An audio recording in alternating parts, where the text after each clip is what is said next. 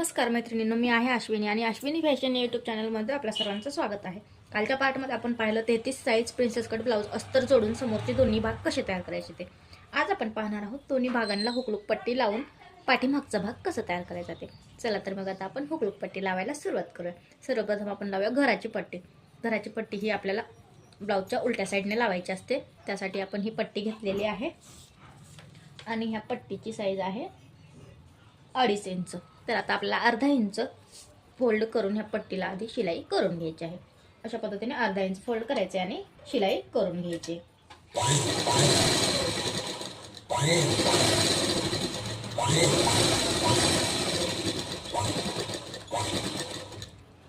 तर अशा पद्धतीने अर्धा इंच फोल्ड करून शिलाई केली. आता हा पार्ट जो आहे तो उलटा करायचा आहे आणि उलटा करून त्याच्यावरती ही जी पट्टी आहे ती अर्ध्या इंचाने खालच्या साईडने फोल्ड करायची आणि जो आपला कमरेचा साईडचा भाग आहे त्याच्यावरती ठेवायची आहे आणि व्यवस्थितपणे इथं शिलाई आपल्याला पक्की करून घ्यायची आणि पूर्ण गळ्यापर्यंत ही पट्टी पाव इंचावर आपल्याला जोडून घ्यायची आहे.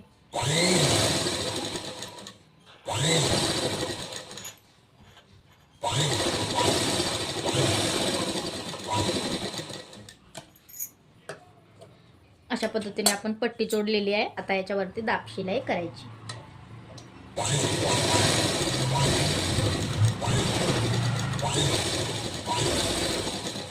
दाब शिलाई करून झालेली आहे.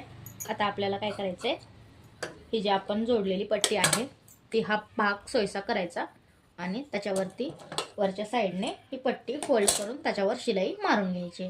या पद्धतीने अशा पद्धतीने शिलाई मारून घ्यायची. तर या ठिकाणी आपण वरतून शिलाई करून घेऊया.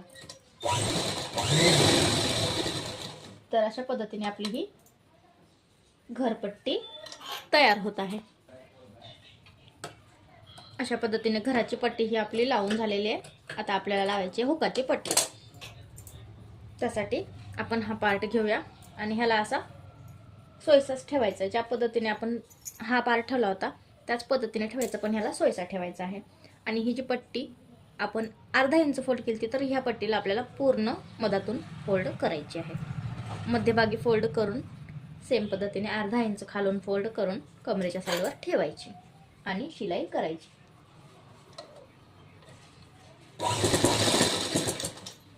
अशा पद्धतीने पूर्ण गळ्यापर्यंत शिलाई करून घ्यायची.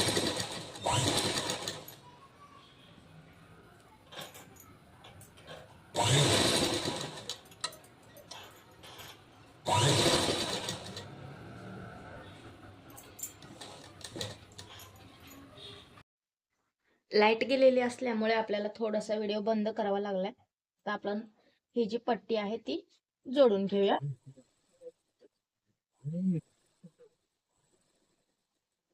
आपण पूर्ण पट्टी गळ्यापर्यंत जोडून घेतली. आता आपल्याला ह्याला परत दाब शिलाई करायची आहे.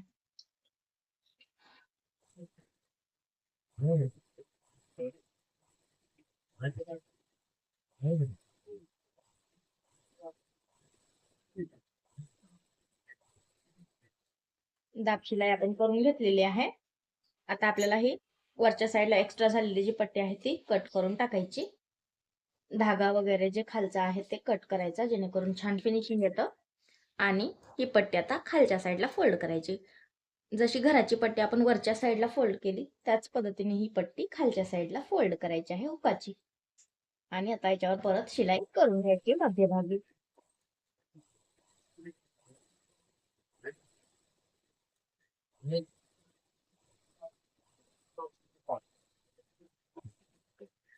तर अशा पद्धतीने हुक आणि घराची दोन्ही पट्ट्या आपल्या लावून तयार झालेल्या आहेत. आता आपल्याला चेक करायचा आहे गळा.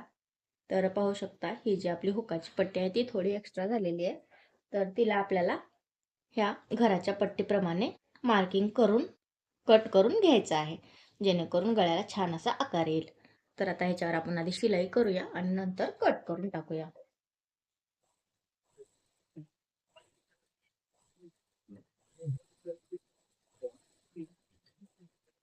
आता आपण याच्यावर शिलाई केलेली आहे आणि शिलाईच्या आतमधून आपल्याला हे कट करायचं, जेणेकरून दोन्ही पण गळ्याचे जे भाग आहेत ते अगदी व्यवस्थित आणि गोल आकारामध्ये येतील.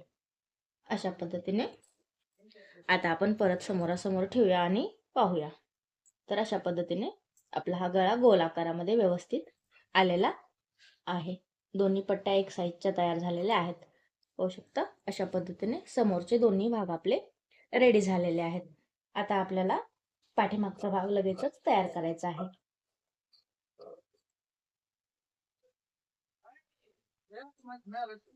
एक्स्ट्राचं जे आहे ते कापड आपण मार्जिनच्या बाहेरचं कट करून घेतले, जेणेकरून गळा छोटा होणार नाही किंवा असा ओढल्यासारखा पण होणार नाही. तर अशा पद्धतीने अगदी गोलाकारात आपला हे गळा तयार झालेला आहे. आता आपण पाठीमागचा भाग तयार करायला घेऊया. हा आहे आपला पाठीमागचा भाग, ज्याचं कटिंग आपण करून ठेवलं होतं आधीच. आणि आता आपण ह्याला तयार करायला घेऊया. सर्वप्रथम आपला जे अस्तरचा भाग आहे पाठीमागचा तो घेऊया आणि त्याला मशीनवरती अंथरून घेऊया सोयीशामध्ये. सोयीची बाजू वरच्या साईडला केलेली आहे आणि त्याच्यावरती अस्तरचा भाग ठेवायचा आहे. अस्तरचा भाग त्याच्यावरती ठेवून खाली कमरेच्या साईडला अर्धा इंचावर शिलाई करायची आपल्याला. पूर्ण कमरेला अर्धा इंचावर आपल्याला शिलाई करून घ्यायची आहे.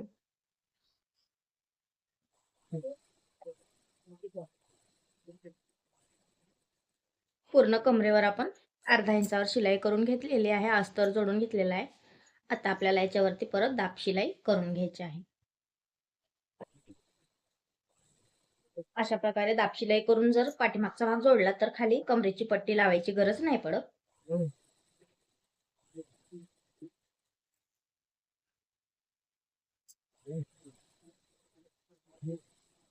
पूर्ण पाठीवरती आपल्याला दाब शिलाई करायची आहे.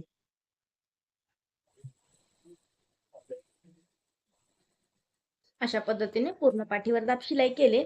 आता हे जे अस्तर आहे ते खालच्या साईडला फोल्ड करून वरतून एक फिनिशिंगची टीप आपल्याला टाकून घ्यायची. पाहू शकता खूप सुंदर फिनिशिंग येते दाब शिलाई केल्यामुळे.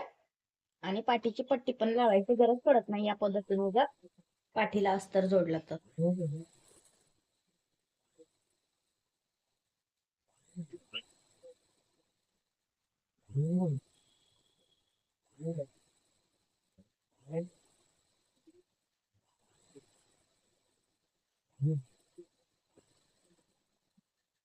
अशा पद्धतीने फिनिशिंग मध्ये खूप पूर्ण शिलाई आपण पाठीला केलेली आहे आणि पाहू शकता फिनिशिंग किती सुंदर आपले आलेले आहे.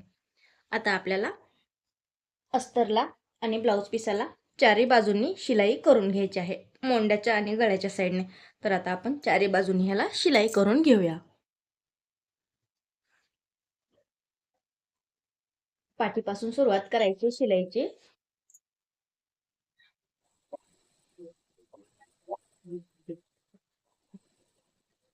तर अशा पद्धतीने या टोकापासून ते या टोकापर्यंत आपण पूर्ण पाठीला अस्तर जोडून घेतलेला आहे. आता आपल्याला गळा कट करून टाकायचा आहे.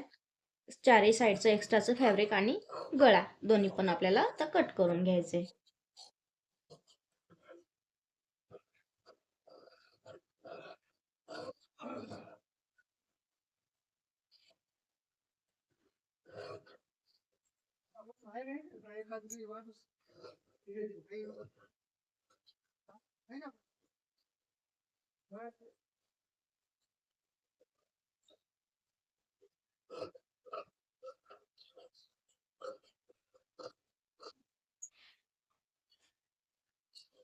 अशा पद्धतीने पूर्ण गळ्यातलं जे ब्लाउज पीसाचं कापड आहे ते आपण कट करून टाकूया.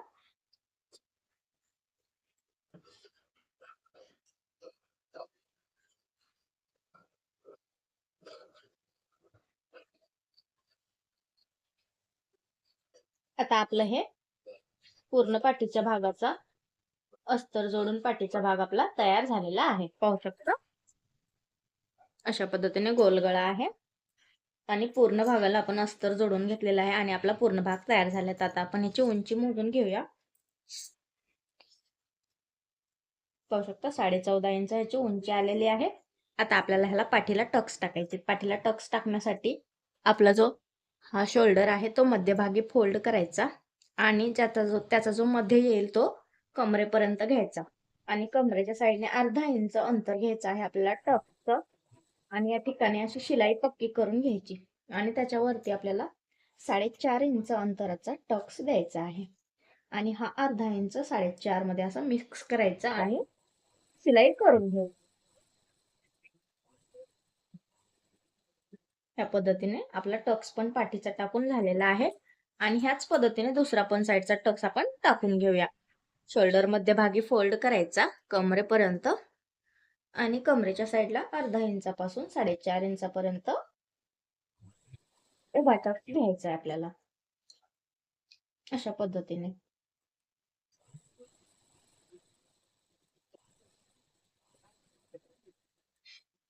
दोन्ही साईडचे टक्स मारून झालेले आहेत आणि आपला हा पाठीमागचा भाग पूर्ण रेडी झालेला आहे.